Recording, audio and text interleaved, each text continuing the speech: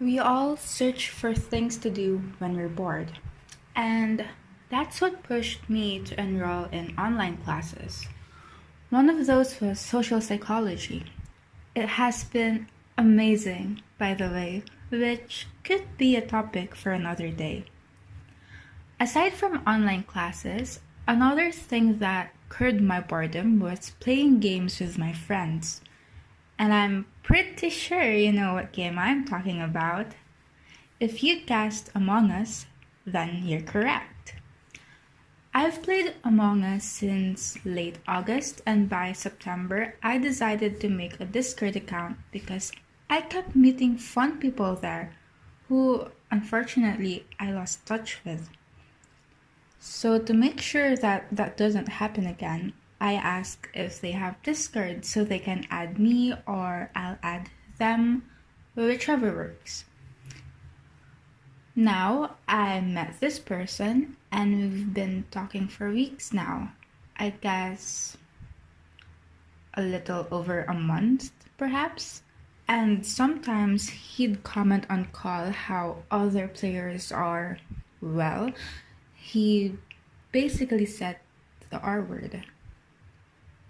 At that time, we've only known each other for less than a week, so I felt that it wasn't the appropriate time to comment on it.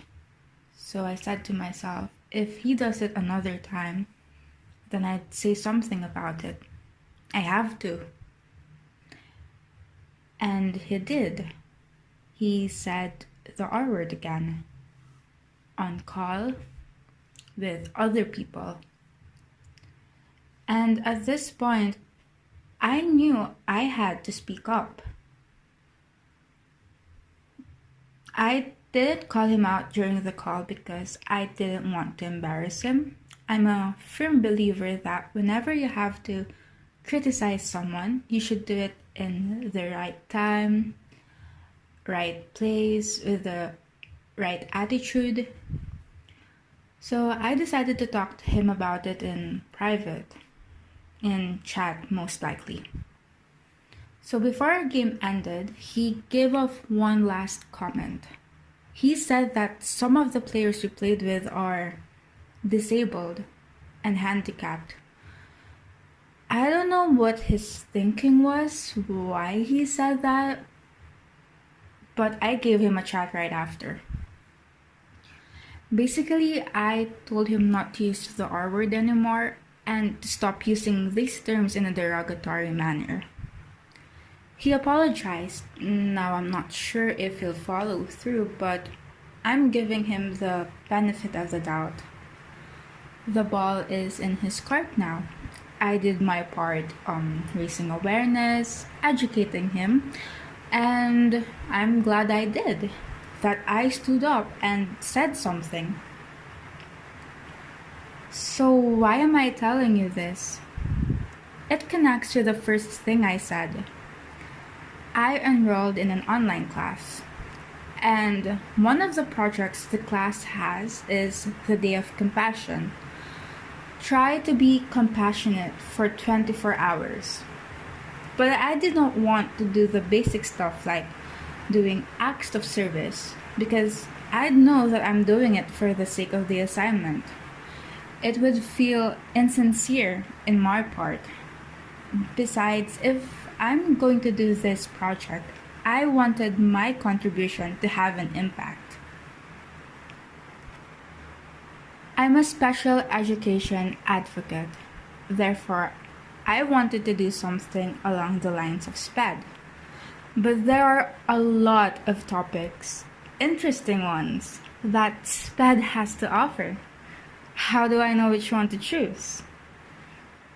And then I remembered my conversation with him, how in these times those words are still being used as a form of insult. And I guess I wanted to use this Day of Compassion project as a stepping stone for me to further my advocacy. I thought of platforms where I could do it. Should I post an infographic on Facebook or Twitter? Or should I write a story? The thing is, I still wanted to remain anonymous. So I thought, okay, let's try YouTube with me narrating, with just me talking to you guys. I was given wonderful opportunities to interact with them during my college years. I was able to play sports with them, hold conversations with them, watch them perform, whether that be dancing or singing or playing musical instruments or even painting.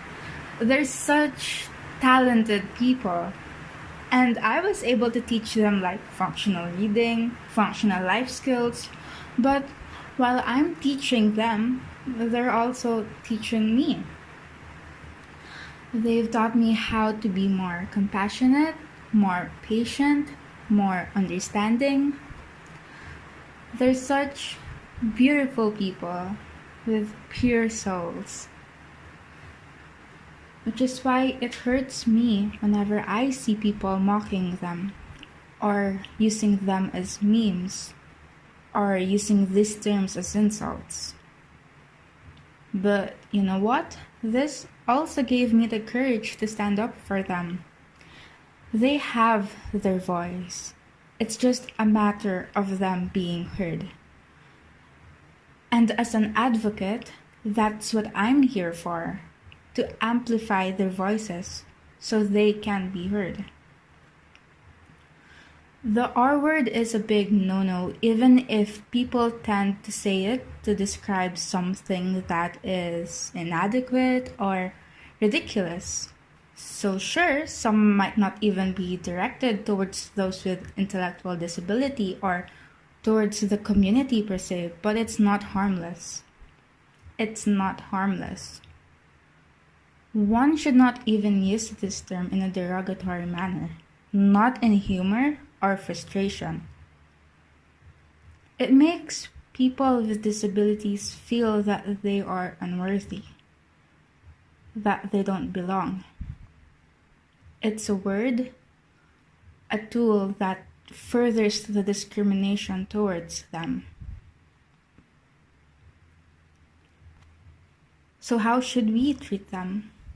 By being kind, being mindful and sensitive, by being more open and accepting.